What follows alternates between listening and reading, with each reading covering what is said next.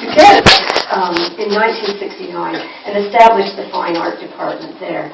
And was there in various capacities, dean, professor, until 1994. Some of you are his former students, maybe current students, I'm not sure. Well, he's not teaching there now, but I'm sure he's handing out advice in lots of places, so I consider myself a student. You people, plus almost all of the London art scene and beyond, call him Ricky. So for the rest of us who didn't know him as Ricky, that's who he is. All the while he was teaching and being dean and all of the duties at Fanshawe College, he was making his own art and exhibiting it worldwide in Canada, Britain, United States, Europe. It's just phenomenal. I don't know how he did all that. And he's in a number, too numerous to mention, private collections and corporate collections and public collections, soon to be in the collection of the Tate Modern. I knew I had to say something here. We are very pleased that he and Muriel took the time to come here today because they've recently returned from New Brunswick, where he had a show called Journeys Through the Landscape, I hope that's right, a retrospective of his open there to 800 people at the opening. And so, without further ado, please help me welcome Eric Atikinson.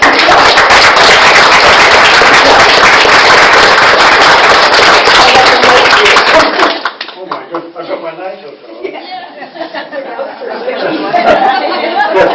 It's Ricky. I was told if I came on a Friday night, you'd all be out camping somewhere, having a weekend away, and the audience would be very, very small. I can see it is very small. Anyhow, I don't normally have notes to look at, but I want to be quite precise about a couple of things I want to talk about. So first of all, I call this talk objective to subjective.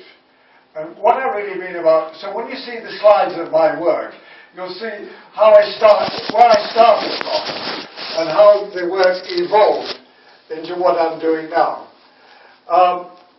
The difficult thing in times, people always say, I can't draw. The general public say, I can't draw. But they don't realize, before we could communicate with a human voice, before we could speak, we all could draw. Because that's the only way we could communicate with each other. We all made maps. So a primitive man made a map just to show the other primitive people where he lived, where he could point it out by signs and symbols, and also where the food was, where the water was, and where not to go. So we all made maps. And if you think about it, a map, by the time you make a map into 3 or 2 dimensions, it becomes a painting, or it becomes a drawing. What I want to really talk about today, I think there's 2 lots of people tonight would be interested. One, to know a little bit about my pictures, and one, I think, to know, I think you should know, where did the word art come from? It's a noun, the word art, but where did it come from? What does it mean? We talk about fine art, we talk about the history of art, we talk about contemporary art, we talk about all sorts of things, we talk about art schools, and we use the word A-R-T. But what does it mean? And where does that word come from? Well, it comes from another marvellous word in the English dictionary called artificial. Now remember that. Now, I only wish somebody had told me that when I was a young, struggling art student. That the essence of art is it's artificial. It's not copying nature. It's making something which is analogous to nature. It's not a case of holding a mirror up and having a reflection of nature and say that's art. It's not. It's a reflection in a mirror. Art is artificial, if you remember it. For example, in the winter months, you may go to a florist shop or to buy flowers.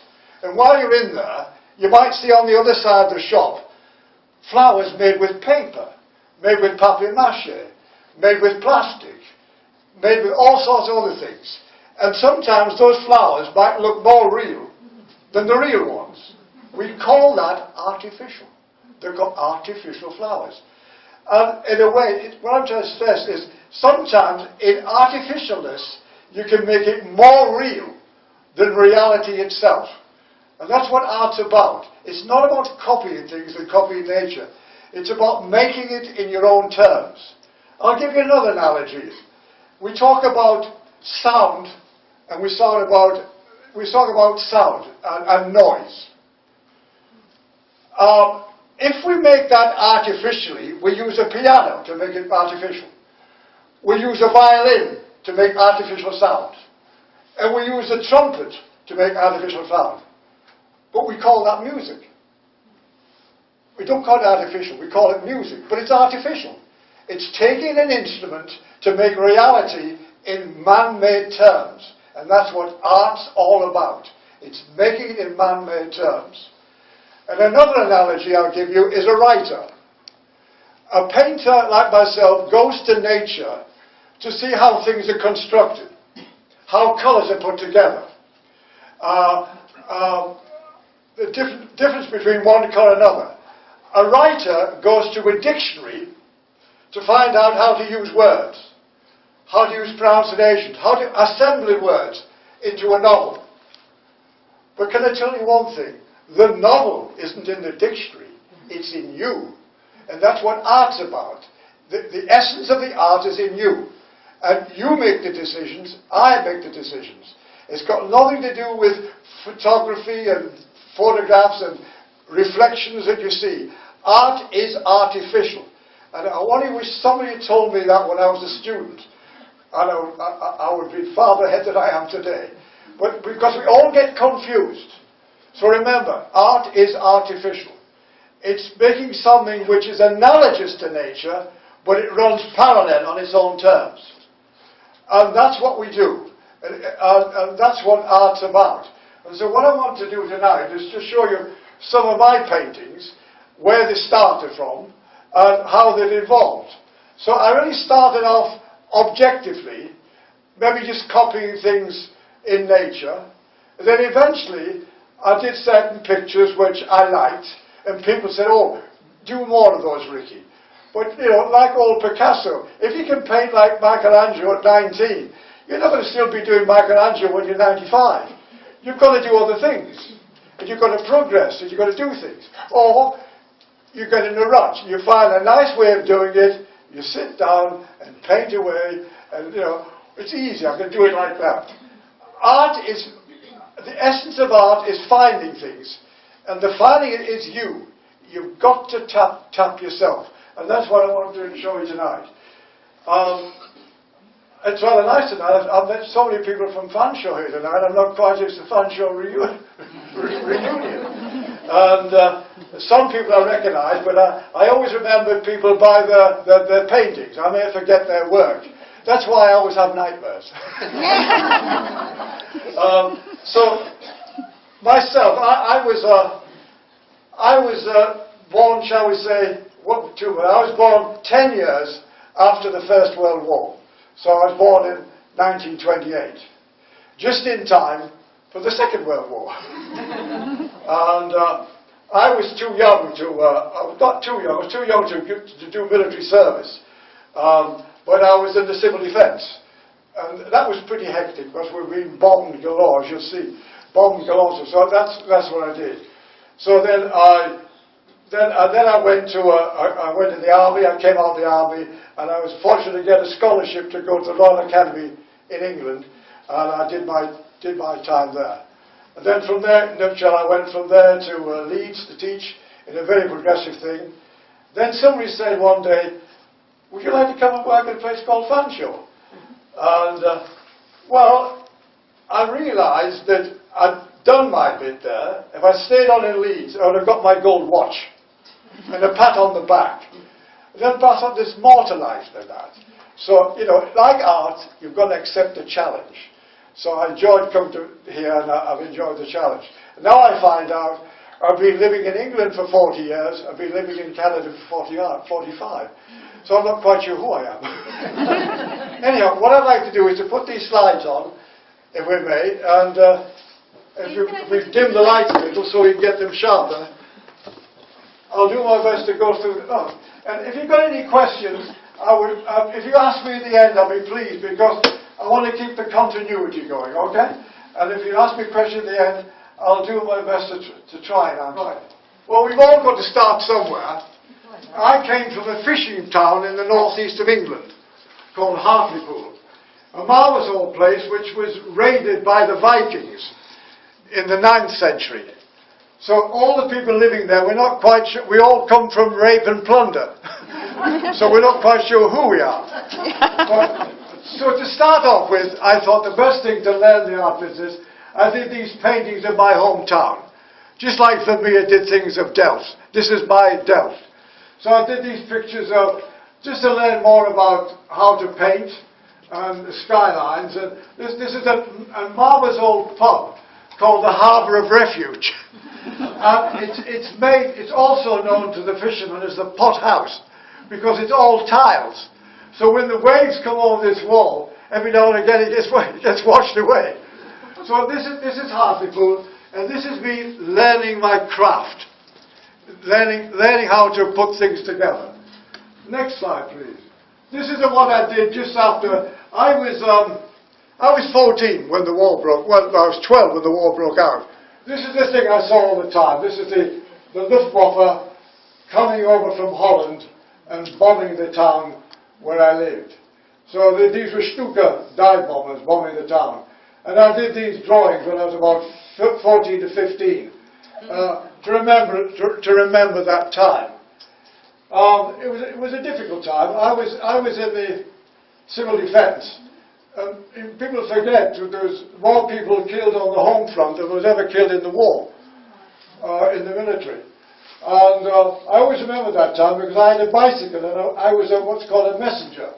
And I had to go from Arid Warden's post to another one in case the telephone lines came down. And I always remember my greatest experience. I was driving my bicycle and suddenly I fell off the bicycle. And I thought, gee, what happened? Until I picked my bicycle up and found a piece of shrapnel and taken 6 of the spokes out of the front wheel of my bicycle. That's why I came off it. So we knew about it. So these are sort of drawings I did at that time. There's the Luftwaffe coming in. Next slide, please. I used to go out painting to a little, it was called the St. Ives of the Yorkshire coast. A little village right on the coast. And I used to go there and do drawings and paintings. So these are the sort of things. I'd take my sketchbook out with me and my paints, and I'd paint these scenes. I was very in skylines and different ways of making a picture work. These are the sort of things I was doing, just with oil paint on boards and just sketches, looking around places. That was my subject matter. Just responding to what was there. Other people might have said it was still life or other things. I was just interested of the landscape. And the next slide. Then, when I came out of the forces, I won a scholarship to go to the Royal Academy. And of course, that was a new world to me, going into London. And I was fascinated by Tower Bridge at that time. This is Tower Bridge, and I did lots of paintings of Tower Bridge.